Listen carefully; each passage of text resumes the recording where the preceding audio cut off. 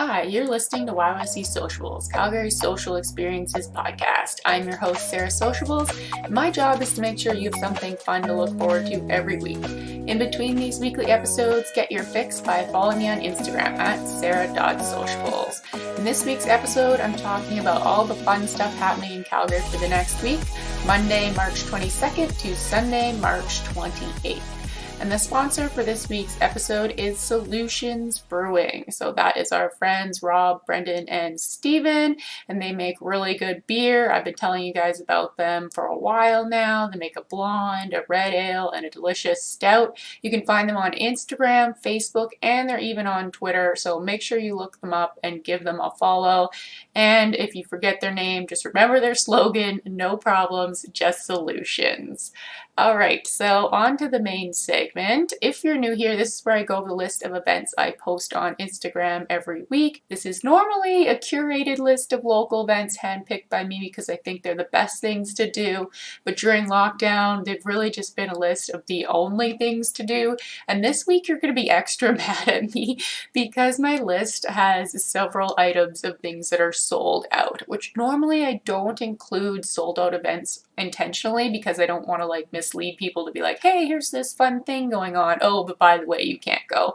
So I do feel bad about including those on this week's list. The problem is there's no other events, so this is all we have to talk about right now.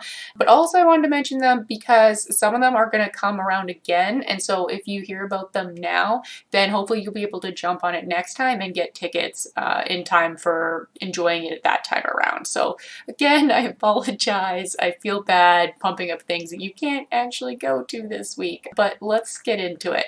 So yeah, the first one here is something that's sold out, and it's the ghost tours that are being done by Heritage Park. And I think I did mention these on an episode maybe like a month ago or something when they started putting them out. Yeah, I think it was like the beginning of March because they put on 20 tours from March into May and they all sold out, every single tour. So these are super popular. They're popular in the fall because they do them around Halloween because, you know, it makes sense because it's a ghost tour. But I think they just brought them back as something to do at Heritage Park and because they know people love them. They're only $23 tickets. I suspect they're going to bring back more. Like, why wouldn't they do some summer ghost tours if everyone's liking them and they're repeatedly selling them out? So I will let you guys know as soon as they release another round of these. I kind of doubt that they're going to make us wait till the fall before they do more. The next event I want to tell you about, this one has tickets, except the tickets are only available for the at-home experience, I should say. So this is a seafood boil that's happening on Thursday the 25th at Cravings Market, and they had tickets for sale previously that were for the dine-in option, and those unfortunately sold out. So you can still get a really awesome meal. You just have to buy the ticket that is for the at-home experience, which is still pretty fun and tasty and good. It's something, right? So tickets are available on Eventbrite. They are $68, and I've never actually been to Cravings Market, so I was doing a little bit of Googling on it because it looks really interesting because it's a restaurant, but also it's a market.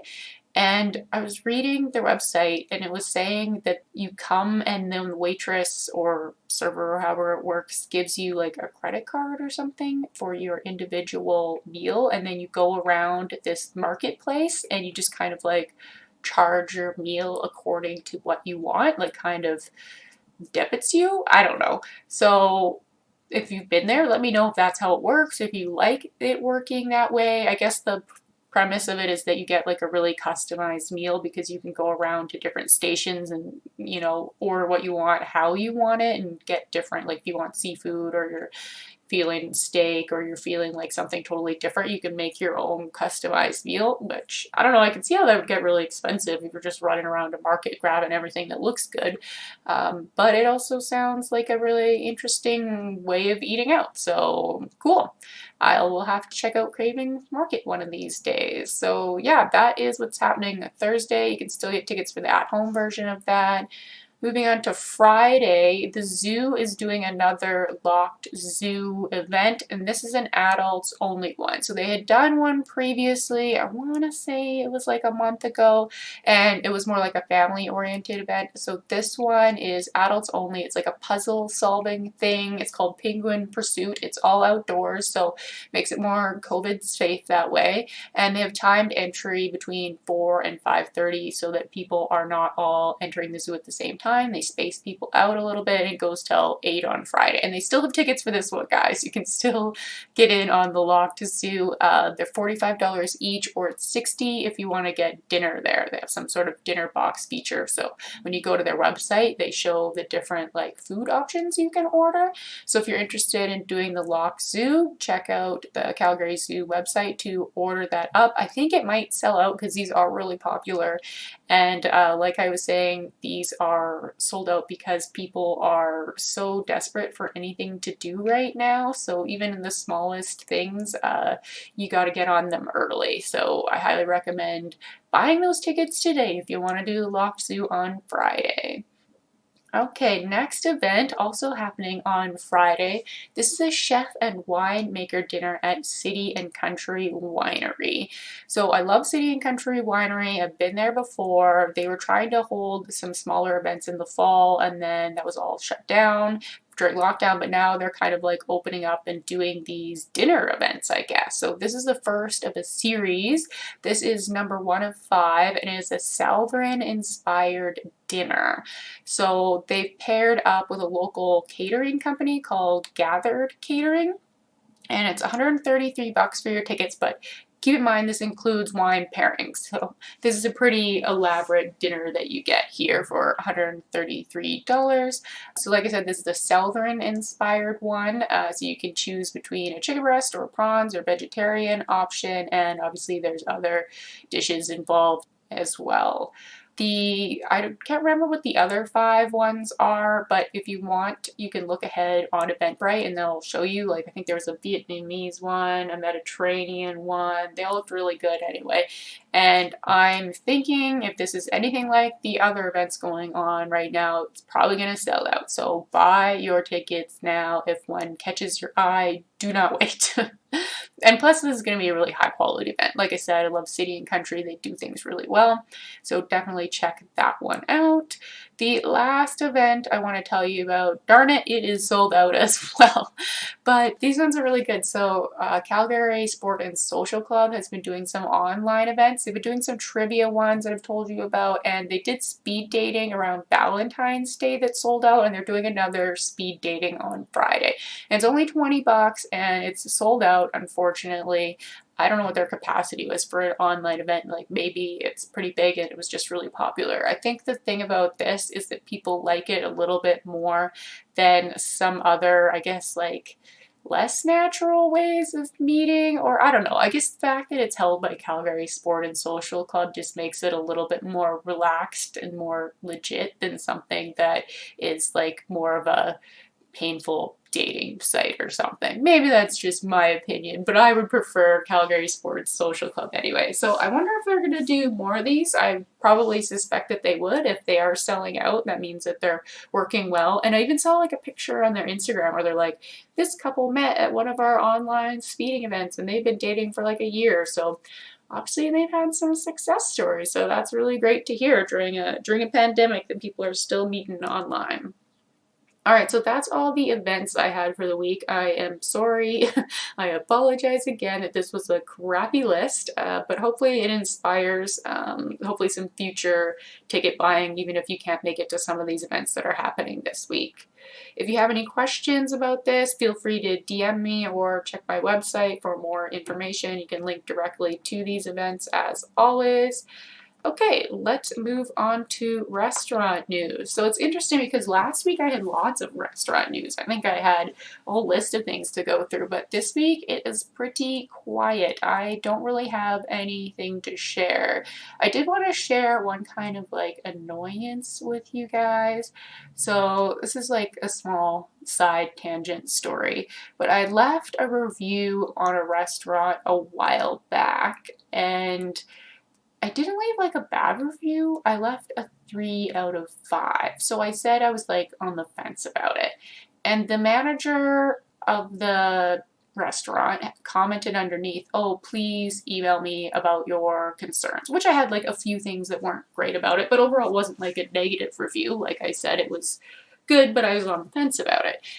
And so I emailed the manager who had commented on my Google review, and then the manager never replied to my email. So that made me like totally flip-flop from thinking this manager was really like keen on making sure all their customers are really satisfied and wanting to make like the best restaurant possible, to now thinking, oh, that was totally just a fake comment where they wrote email me just so that other people's could see that he had like addressed it and never had any intention of doing anything to fix it and didn't actually care. So I don't know, this is just kind of my side rant, but if you're a manager, I think you should be better than that. Don't make a fake comment getting people to email you and then never reply to them. That's bad business. That's bad business. I won't say who it was or, what the restaurant was, but that is my story. Okay, that is it for restaurant news. Brewery news. I also don't have any brewery news, but I did try 2 delicious beers that I want to tell you about. So on the weekend, I tried this really cool beer, and it was from Rural Roots, which I hadn't even heard of. I think it's out of, darn it, where is it out of? Oh, Leduc. And it's an amaretto sour tart ale, 4.5%, and it says amaretto no regretto on it. And it's got a really cute can too. Like it's very like bright and sunny looking. I actually thought it was from like a 88 Brewing or like a cabin or something based on like the outside. But anyway, this beer was delicious, so good. I was looking at their Instagram, and they had a picture of the beer, and they're saying they were sold out of like a limited run, but people were like, oh no, like we loved it so much. And then underneath that they commented like, don't worry, we're probably bringing it back based on the success of this one beer. So apparently this amaretto sour really took off, and I wasn't the only one who really liked it because I would purchase it again. So check out Rural Roots Amaretto No Regretto Sour. The other one I tried that was really good was from Cabin, and they have this Cloudburst ale out. It's a tart blueberry and lemon ale with vanilla and lactose. It's 5.2%. It's really good. It kind of reminded me a little bit of the Jamrock, but that Establishment Brewing makes, but like a much less sour version of that. Really good. Liked it. Very expensive. Cabin's brewing is not cheap these days. So yeah, those are 2 beers that I tried that I would recommend if you're interested in drinking some craft beers. Okay, next section, where I will be this week. So I don't actually have anything planned this week. I know maybe that's not surprising because there's still no events, although today's Monday and there's supposed to be some sort of government announcement regarding events coming up, so who knows, maybe that could change soon. I am not holding my breath though. Anyway, what I'm doing this week is, it kind of relates to last week. So last week I told you guys that I had planned to book a fancy reservation somewhere because I have a list of restaurants I want to go to that are nicer in Calgary that I never actually get to because I'm cheap and I don't really eat out at fancier places often.